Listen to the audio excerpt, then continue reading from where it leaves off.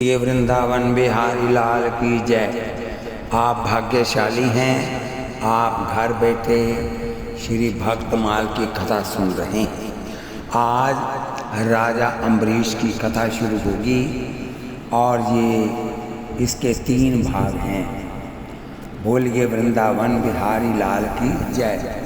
अम्बरीश भगत की जो रीस को करे और बड़ो मति बोर कीहू जान नहीं पाखिए।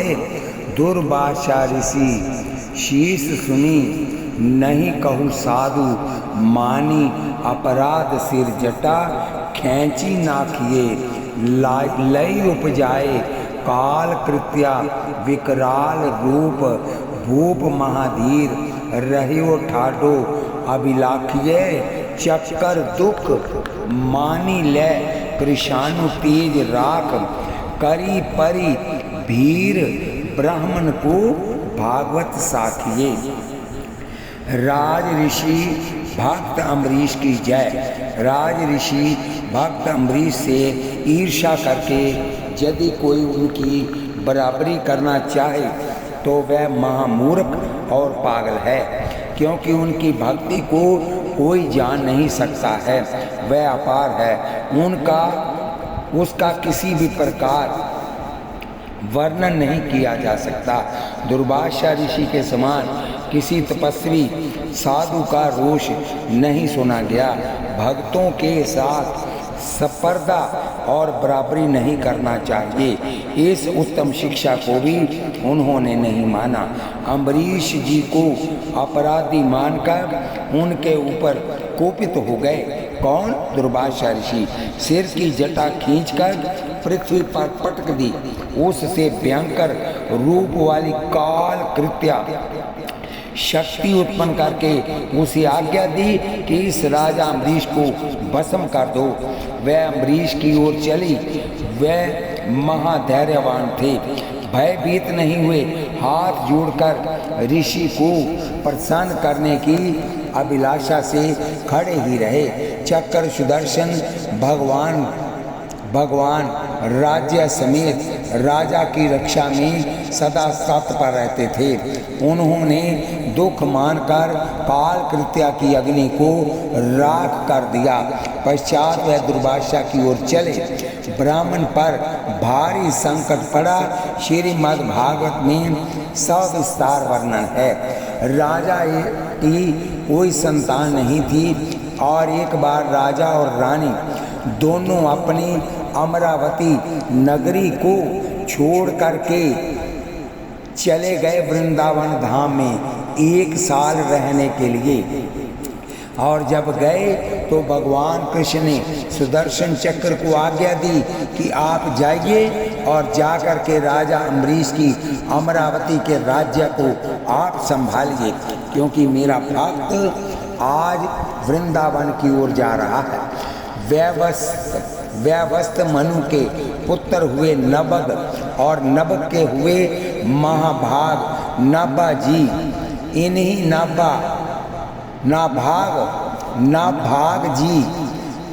नाभाग जी के पुत्र हुए परम भागवत श्री अम्बरीश जी। वर्णन आया है कि राज ऋषि नाभाग अपनी पत्नी के साथ दीर्घ काल तक पुत्र की कामना से भगवत धाराधन करते रहे, भागवत आराधन करते रहे। एक बार की बात है, दंपति रात्रि में शयन कर रहे थे। उसी समय भगवान ने प्रसन्न होकर कहा, अम्ब। वह बोली, कौन? प्रभु ने कहा, ईश। ये सुनकर राज ऋषि दंपति तत्काल उठ बैठे, प्रभु के दर्शन किए तथा अस्तु करने के बाद वंदोन्मुख प्रभु से पुत्र का वर मांगा। भगवान अपने ही अंश से पुत्र होने का वरदान देकर कि मैं ही तेरे घर में पुत्र बनकर आऊँगा, और अंतर्ध्यान हो गए। समय पर जब नाभाग के पुत्र हुआ तो नाम रखा गया अम्बरीश। कारण ये है कि दंपति ने भगवान के श्रीमुख से अम्ब ईश ये शब्द सुना था। इसीलिए श्री अम्बरीश जी का भगवान श्री कृष्ण में तथा उनके प्रेमी संत महात्मा में परम प्रेम था। बोलिए वृंदावन बिहारी लाल की जय। उन्होंने अपने मन को श्री कृष्ण के चरणारविंद जुगल में, वाणी को भगवत गुणानुवर्णन में, हाथों को श्री हरि मंदिर मार्जन सेवन में और अपने कानों को भगवान अच्युत की मंगलमयी कथा के श्रवण में लगा रखा था। उन्होंने अपने नेत्र मुकुंद मूर्ति एवं मंदिर के दर्शनों में आंग संग भगवत भक्तों के शरीर स्पर्श में, नासिका उनके चरण कमलों पर चढ़ी श्रीमती तुलसी के दिव्य गंध और रसना जीवा को भगवान के प्रति अर्पित नैवेद्य प्रसाद में संलग्न कर दिया था। अम्बरीश के पैर भगवान के क्षेत्र आदि की पैदल यात्रा करने में ही लगे रहते और वह सिर से भगवान श्री कृष्ण के चरण कमलों की वंदना किया करते। राजा अम्बरीश ने समस्त भोग सामग्री भगवान की सेवा में समर्पित कर दिया था, भोगने की इच्छा से नहीं बल्कि इसलिए कि इससे वह भगवत प्रेम प्राप्त हो। जो पवित्र कीर्ति भगवान के निज जनों में ही निवास करता है। श्री प्रियदास जी कहते हैं कि बड़ों की बराबरी नहीं करनी चाहिए। एक दृष्टांत सुनिए। हंस और काक का। समुद्र तट के किसी निकटवर्ती नगर में एक धनी वैश्य के पुत्रों ने एक कौवा पाल रखा था। मनमाना पुष्टकर भोजन मिलने से अत्यंत हष्ट-पुष्ट कौवा अपने सामने किसी पक्षी को कुछ समझता ही नहीं था। एक दिन समुद्र तट पर कुछ हंस आकर उतरे। हंसों की प्रशंसा सुनकर उस मंदमती अभिमानी कौवे ने उनके पास जाकर प्रतियोगिता करके उड़ान की चुनौती दी। हंसों ने बहुत समझाया कि भला मानसरोवर निवास हम हंसों के साथ तुम कैसे उड़ सकते हो। मिथ्याभिमानी कौवे ने अपनी उड़ान को सैकड़ों गतिविधियों का वर्णन करते हुए कहा, बताओ इसमें से तुम किस गति से उड़ना चाहते हो। हंस ने हंसकर कहा, भैया मैं तो एक ही गति जानता हूँ जो हम लोगों की स्वाभाविक गति है। नहीं मानते हो तो तुम अपनी गति से उड़ो, मैं अपनी गति से उड़ूंगा। उस समय वहाँ और भी पंछी ये प्रतियोगिता देखने के लिए आ गए। उड़ान समुद्र की ओर लगाई गई। प्रारंभ में कौवा अपनी कला दिखाता हुआ हंस के आगे आगे उड़ता था और हंस अपनी स्वाभाविक सामान्य गति से उड़ रहा था। थोड़ी देर बाद ही कौवा थक गया। विश्राम स्थल की तलाश करने पर भी उसे जब कहीं आश्रय नहीं मिला तो हृदय से हार कर समुद्र के जल के ऊपर तैरने लगा। उसके चोंच और पंख बार बार जल में डूबने लगे। इधर हंस बहुत आगे निकल गया। जब उसने पीछे मुड़कर देखा तो कौवे की दुर्दशा पर उसे बहुत तरस आया। अतः समीप आकर पूछा, भैया उड़ने की विविध गतियों में ये कौन सी गति है। कौवे को अब मालूम हो गया था कि हम कितने पानी में हैं। अतः बड़ी दीनता पूर्वक बोला, भला बड़ी दीनतापूर्वक बोला, हंसराज ये बड़ों से स्पर्धा करने वालों की जो गति होती है वह गति है। भला काँव काँव करने वाले तुच्छ पक्षी हम काग, आप हंसों की बराबरी क्या कर सकते हैं? आप कृपा करके मेरे प्राण बचाओ। हंस ने उस कौवे को उठाकर उस स्थान तक पहुंचा दिया जहां से उड़ा था। अतः बड़ो मति भौर कहा, बोलिए वृंदावन बिहारी लाल की जय, बोलिए जुगल सरकार की जय।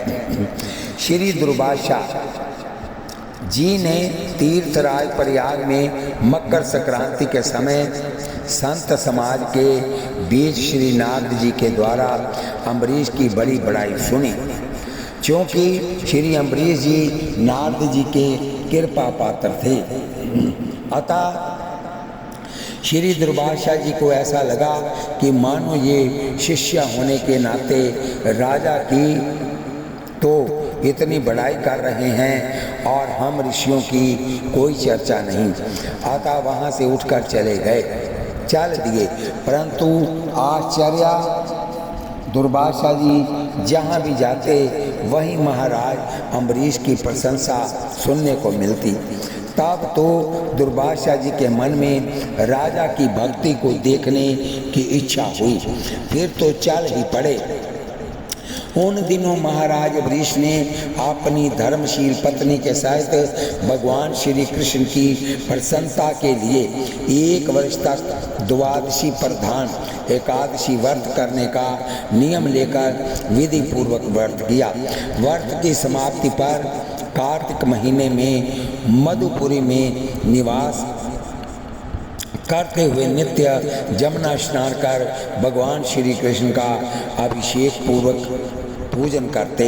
शुक्ल पक्ष की परबोधनी एकादशी को निर्जल व्रत करके विधि पूर्वक रात्रि में जागरण किया। प्रातः काल द्वादशी के दिन स्नान और पूजन करके ब्राह्मणों को भोजन कराकर दान मान से संतुष्ट कर स्वयं भी ब्राह्मणों की आज्ञा लेकर व्रत का पालन करने के लिए भोजन करने को बैठे ही थे कि शाप और वरदान देने में समर्थ श्री दुर्वासा जी अपने 10,000 शिष्यों के साथ वहां आ पहुंचे। राजा ने उठकर महर्षि का यथोचित सत्कार किया और भोजन के लिए प्रार्थना की। दुर्वासा जी सभी कृति देकर अवश्य कृत्य करने के लिए जमुना तट पर चले गए। इधर द्वादशी केवल घड़ी भर शेष रह गई थी। राजा की भई गति सांप शशुंदर केरी, यदि ऋषि की प्रतीक्षा करता हूँ तो व्रत खंडित होता है और यदि पारण कर लेता हूँ तो ऋषि की अवज्ञा होती है। अतः वशिष्ठ जी परवृत्ति धर्म निर्णायक ब्राह्मणों से पूछे। तब उन लोगों ने विचार कर भगवत चरणामृत ग्रहण करने की आज्ञा दी।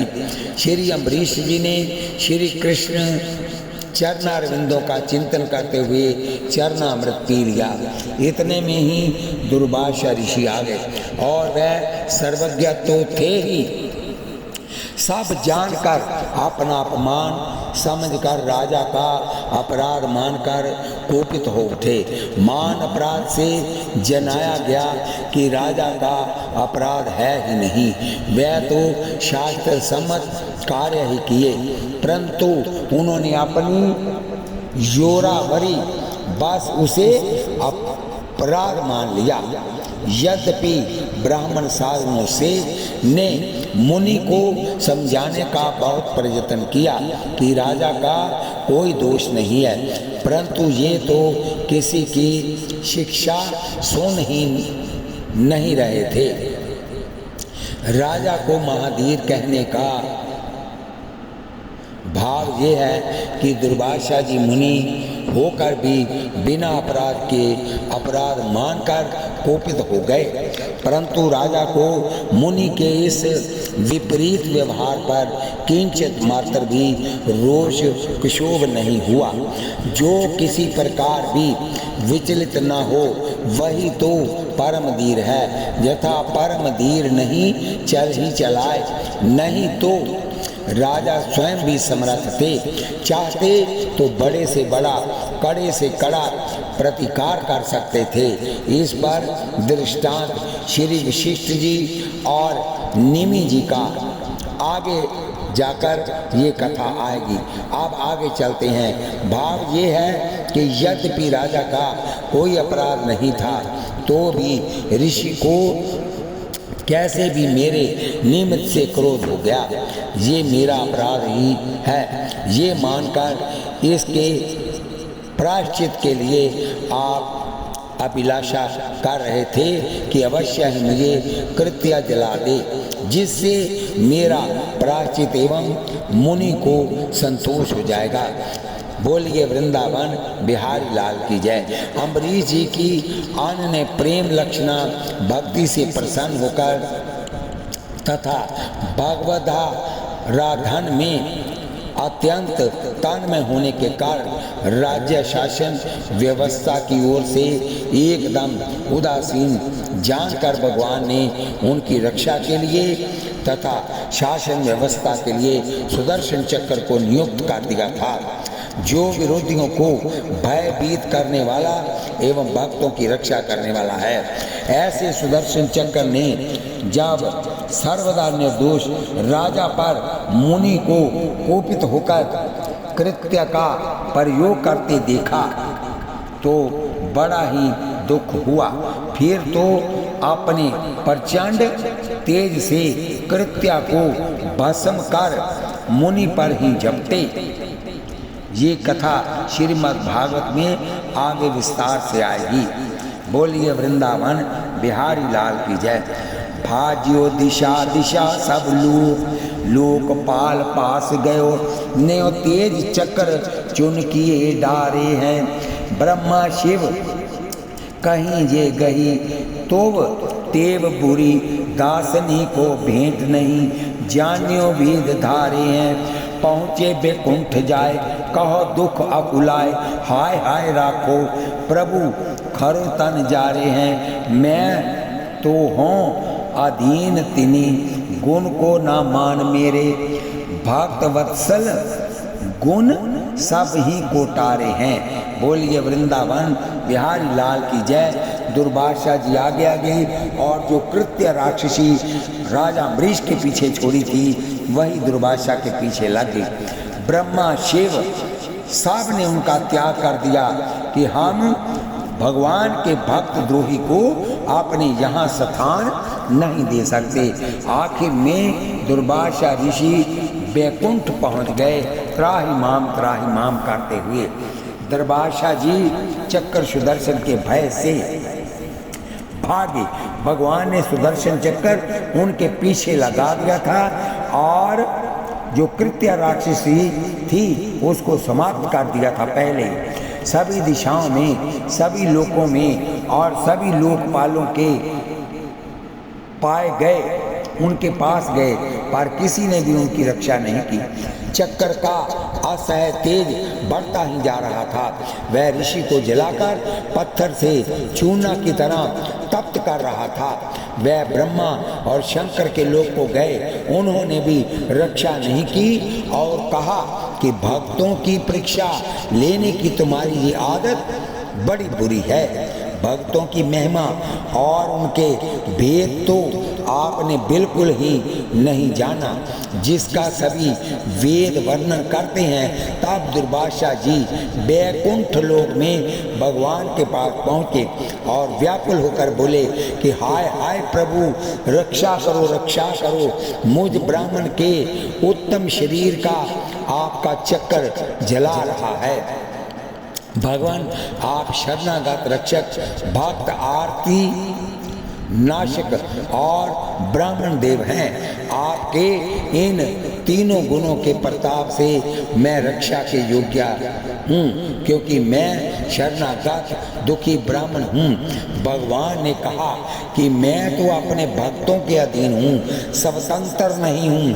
आपके बताए हुए तीनों लोगों को मैं उतनी मान्यता नहीं देता हूँ जितनी कि भक्त वत्सला को एक दास वात्सल्य गुण ने उन तीनों गुणों को दूर कर दिया। बोलिए वृंदावन बिहारी लाल की जय।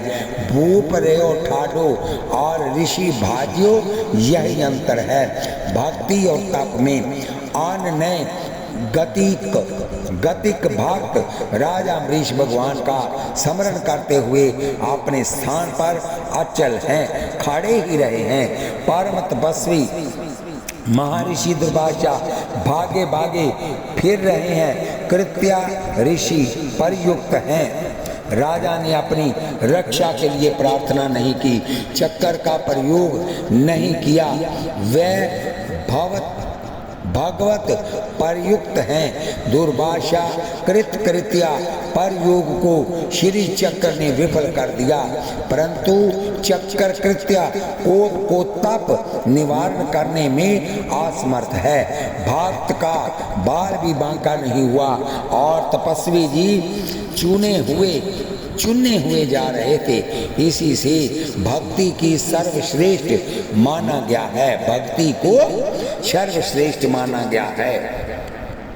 वह प्रेमा रूपा भक्ति तो कर्म ज्ञान और योग से श्रेष्ठतर है। स्वयं श्री भगवान कहते हैं, जिस प्रकार मेरी दृढ़ भक्ति मुझे वश करती है, उस प्रकार मुझको योग ज्ञान धर्म स्वाध्याय तप और त्याग वश में नहीं करते हैं। बोलिए वृंदावन बिहारी लाल की जय।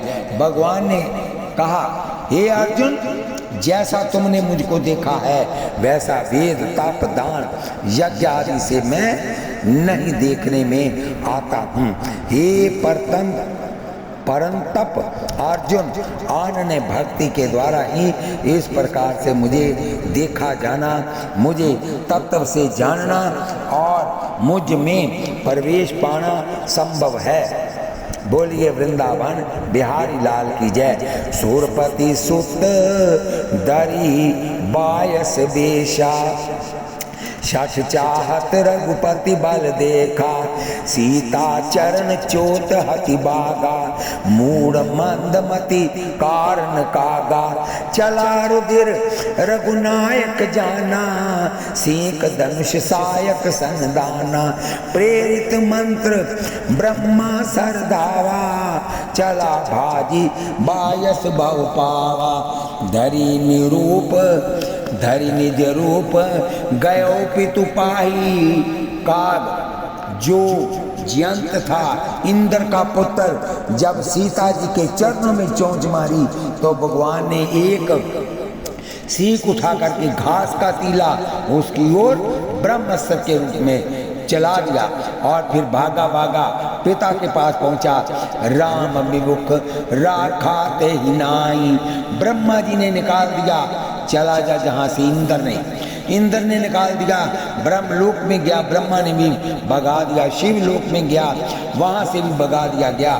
भा निराश उपजी मन त्रासा, जथा चकर भय ऋषि दुर्वासा, ब्रह्मधाम शिवपुर सब लोका।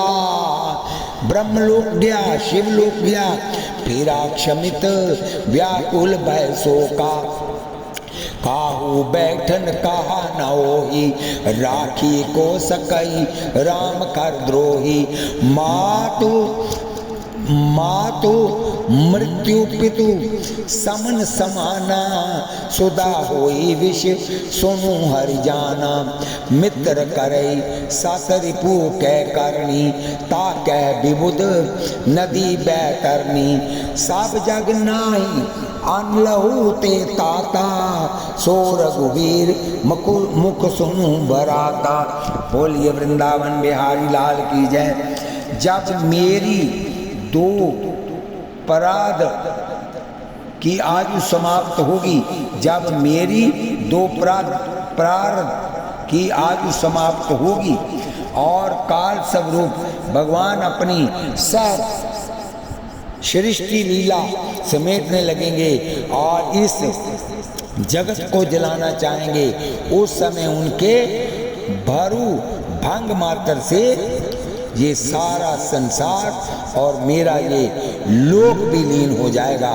तो भला उनके भक्त के द्रोही को उनके महाअस्त्र से बचाने में हम कैसे समर्थ हो सकते हैं। बोलिए वृंदावन बिहारी लाल की जय, बोलिए जुगल सरकार की जय। कथा फिर आगे होगी। बोलिए वृंदावन बिहारी लाल की जय। अब चलिए थोड़ी कथा और आगे चलेगी। दुर्वासा जी 3 अनंत परमेश्वर में ब्रह्मा, दुर्वासा जी जिन अनंत परमेश्वर में ब्रह्मा और जीव और उनके उपाधि भूत कोश इन ब्रह्मांड के समान ही अनेकों ब्रह्मांड समय पर पैदा होते हैं और समय आने पर फिर उनका पता भी नहीं चलता, जिसमें हमारे जैसे हजारों चक्कर काटते रहते हैं। उन प्रभु के संबंध में हम भी करने की समर्था नहीं रखते। ये चक्कर उन विश्वेश्वर का शस्त्र है, ये हम लोगों के लिए असहाय है। तुम उन्हीं की शरण में जाओ। किसकी शरण में? राजा वृष की शरण में। वह भगवान ही तुम्हारा मंगल करेंगे। से जनाया गया कि दुर्वासा ऋषि का स्वभाव सा बन गया है, यहाँ कहाँ भक्तों से उलझ जाने का। श्री शिव अवतार दुर्वासा जी का जहाँ तहाँ अकारण भी क्रोध करना तथा भक्तों से भिड़ जाना कहाँ तक संगत है। रुद्रावतार होने से स्वभावक ही तेज तल्ब तो है ही, साथ ही परम समर्थ भी है। अतः सामान्य क्षम्य भूलों को भी बड़ा अपराध मानकर दंड देने को उद्यत हो जाते हैं। श्री दुर्वासा जी ने इतना आतंक मचा रखा है कि मारे डर के संसारी लोग इनके पास कम जाते हैं, जिससे प्रापंचिक विदन कर इनके पास नहीं फट पाते हैं। श्री शिव जी भी तो जगत से बचाने के लिए अमंगल साज सजा रखे हैं, यद्यपि है मंगल राशि। साज अमंगल मंगल राशि भक्ति का एवं भक्तों का उत्कर्ष सिद्ध करने के लिए मुनि जानबूझकर स्वयं दुख अपमान सहकर भी ऐसी लीला करते हैं। इससे मुनि की आंतरिक भक्ति में निष्ठा समझनी चाहिए।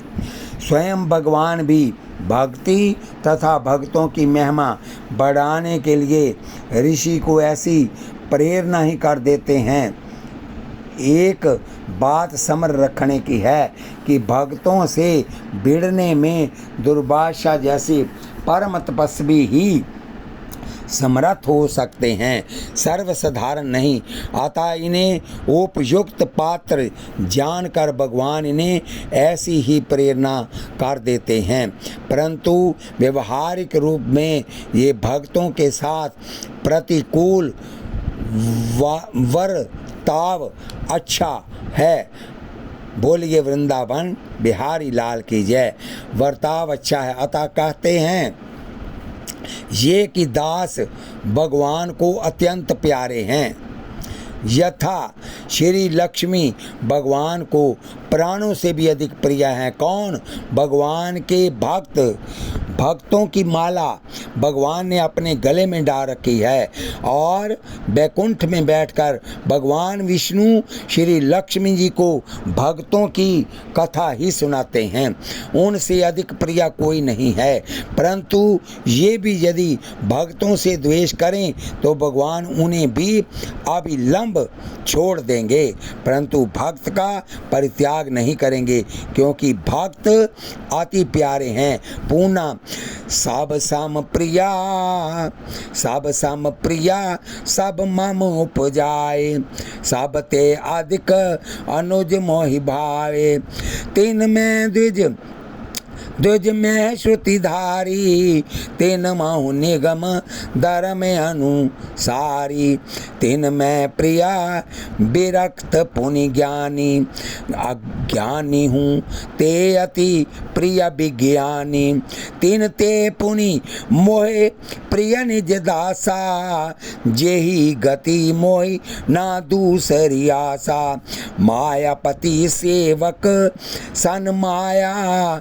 करई न उलटी परई सुर राया, मानत सुख सेवक सेवकाई, सेवक बैर बैर अधिकाई, पुनि पुनि भुजा उठाई कहत हाँ, सकल सभा पर आओ पति आओ, नहीं को प्रिया मोहि दास सम, कपट प्रीति बह जाऊ। भाव वेद भी संतों की महिमा का गान करते हैं, वेद धारे हैं का दूसरा भाव ये है कि आपने वेद तो धारण कर लिया है, अर्थात पढ़ लिया है, परंतु वेद का तात्पर्य, कथा का तात्पर्य दासन ही को वेद नहीं जाना। बोलिए वृंदावन बिहारी लाल की जय। श्री दुर्वासा जी में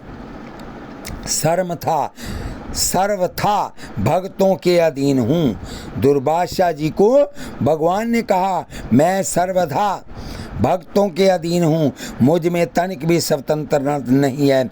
मेरे सीधे साधे भक्तों ने मेरे हृदय को अपने हाथ में कर रखा है। भक्तजन मुझसे प्यार करते हैं और मैं उनसे।